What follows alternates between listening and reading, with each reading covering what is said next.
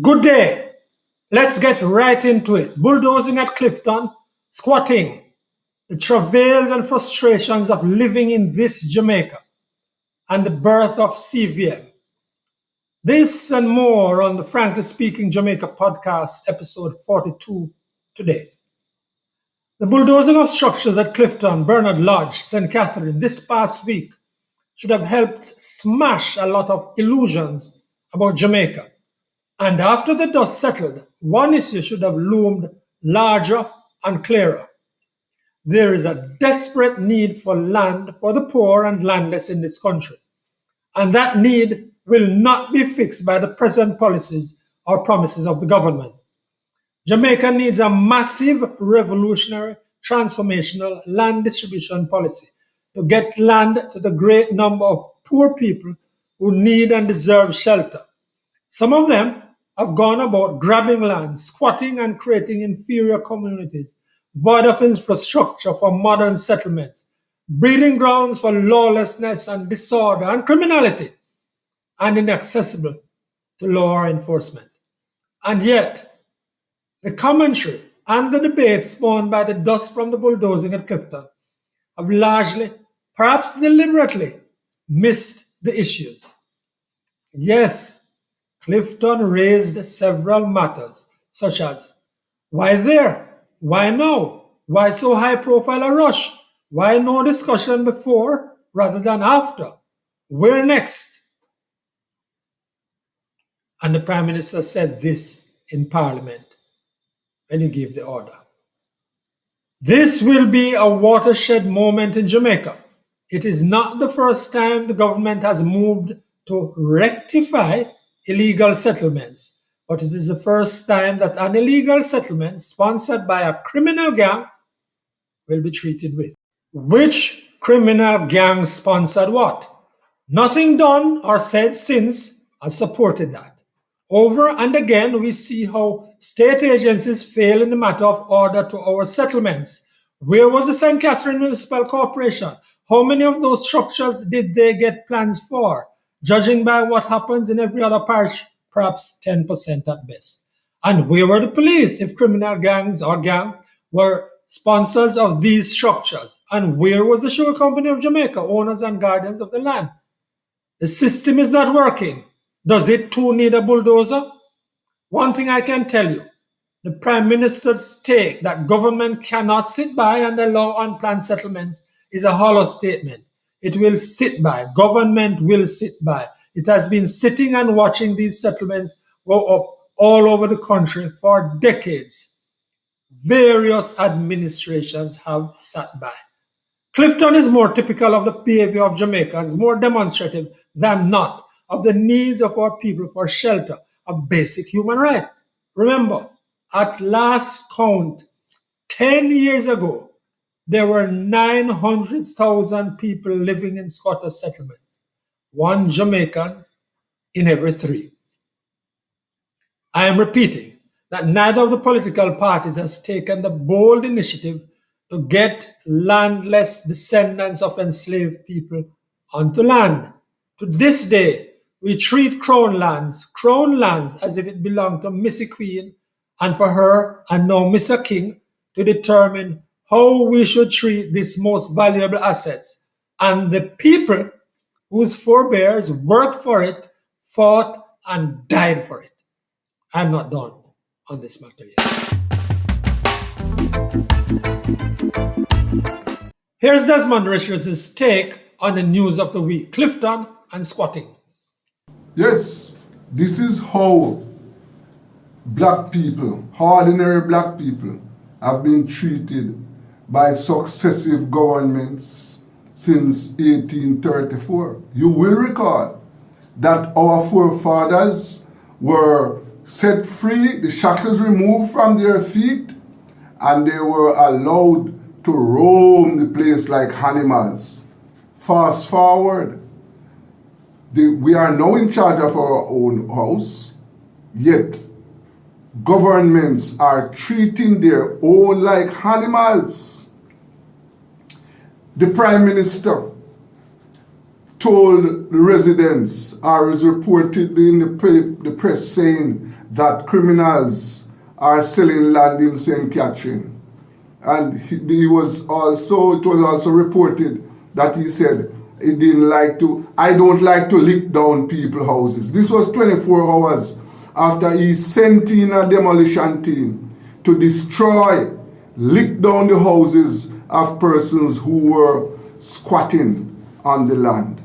Now we know that you have 1 million squatters, sons and daughters of ex-slaves who are black people who are squatting in Jamaica. Is this how the government is dealing with them? Or it is politically motivated? You will recall that in 2018, Member of Parliament Karl Samuda, when the court ruled that some of his constituents should be removed from land on Red Hills Road. No, he pulled on the Land Acquisition Act and the government acquired the land. Now these two places in Clifton and in Louidersville are in PNP constituencies. So why the government has not used the Land Acquisition Act to protect them? Why? Is it politics? And now the Prime Minister, after demolishing those houses, called the people to dialogue. Now this is like shoot first and ask questions after. Why the people were not called to dialogue before? Why? So here it is. He has come up with one of those promises about building a model city.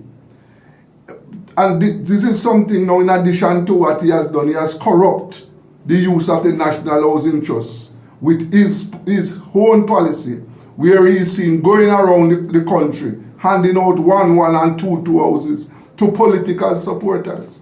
Now, this is not how a government must treat its people, and especially 60 years after independence. What the hell are we going to do?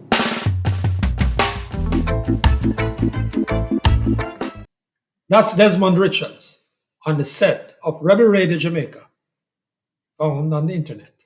Krystal Cameron is finding it hard to live in Jamaica with all the hassle involved in just doing normal things. There are times when I get so tired of living in Jamaica, when I feel like everything that I have to do that involves a government service particularly is just an exercise in tedium and frustration. Jamaica is the worst managed corporation I've ever had to use services from. It's the only corporation that makes me stand outside in the sun, in the heat, in the rain in order to be granted the privilege of their services. There's no other business that I patronize or support that can tell me to stand outside, that can have its security guards disrespecting me, that can have its customer service people not do anything customer service related or be friendly in any way. Why? Because I don't have access to the competition. Brain drain problem is the competition playing out in grand effect. Senator the Honorable Auburn Hill, he's the Minister of Industry, Investment and Commerce. I see that you've conducted business in more than 115 countries around the world. Tell me, sir, how many businesses do you support that require you to queue outside? Because I had to go to the company's office recently, sir, which is under your portfolio, to deal with the harassment about having to wait outside because of quote-unquote COVID. After watching the staff use their social media for an hour and a half, I finally got through to an attendant on Facebook, earphones in her ear. She soon replaced those with some earphones to her iPad, signing into a conference. Senator Hill, 115 countries around the world. How many other countries is this acceptable? Why should I have to accept this? Last week, Mr. Mack said Jamaica is a state that is failing to make a rather ordinary function in a small ordinary space. It's a backward society with symbols of wealth trying to pretend with tools of modernity that it is coping. It's a harsh but true characterization because I resigned myself to the worst service possible. Accident, had to go and report it at the police station, again was consigned to waiting outside. It started actually raining and there was no plan for where people should stay. I went around to the front in tears because I felt so humiliated by the way how I was being treated, and immediately I was stopped at the door. Where's your mask, miss? I don't have one. You can't come inside without a mask, you have to go outside. And so I went outside and wept. Any security officer who feels as though protecting themselves from COVID is a more urgent occupation than protecting the public from crime, it's time for them to go be safe and protected at home, where the public can't see them and lose faith in the institution completely. Senator Hill, Dr. Chang, Nigel Clark, I don't have any faith in any of your institutions. I'm so tired of living in Jamaica. Dr. Chang, as a medical doctor, when exactly do you think it will be acceptable for the masks to come off and for people to start being treated with some more dignity? Maybe you can call the Ministry of Health and find out, but I must warn you, I've been trying to reach them for some 3-4 months now, and they don't seem to be reachable by any of their numbers.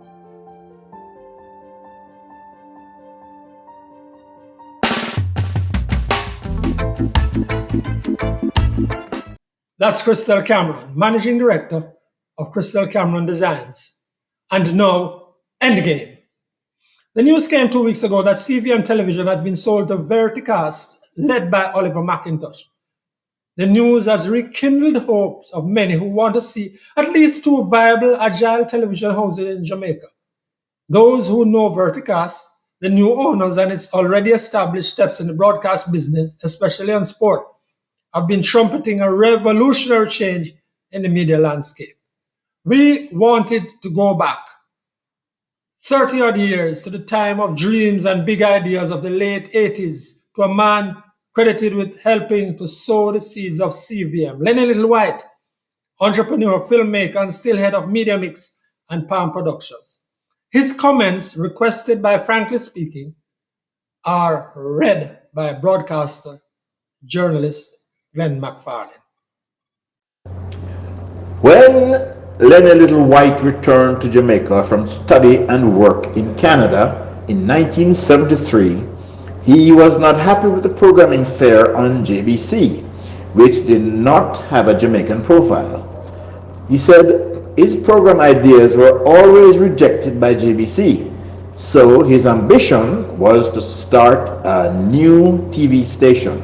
Along with 2 partners, Abdab Doob and Jerry Grindley, his joint venture was awarded the license for Jamaica's second television station.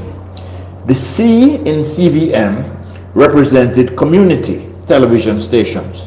The V represented Video Max, and the M represented Media Mix. Fresh, new foreign programs were sourced, while the first local programs were produced at Media Mix's studio and then broadcast from Video Max's studio. Soon, premises were acquired at 69 Constant Spring Road, and a full team of full-time staff were hired to mimic the antiquated JBC. And that is where the problem started. What went wrong? The original business plan called for a very small broadcast facility that would concentrate on daily news, with all other local programs produced by the 3 founding partners and sent by air to the Central Broadcast House. Unfortunately, the 10 investors who also became directors became jealous of the fact that the founding partners would be earning money from day one. That's it for Frankly Speaking Jamaica podcast for this week. Thank you for sharing, and please subscribe if you haven't done so yet.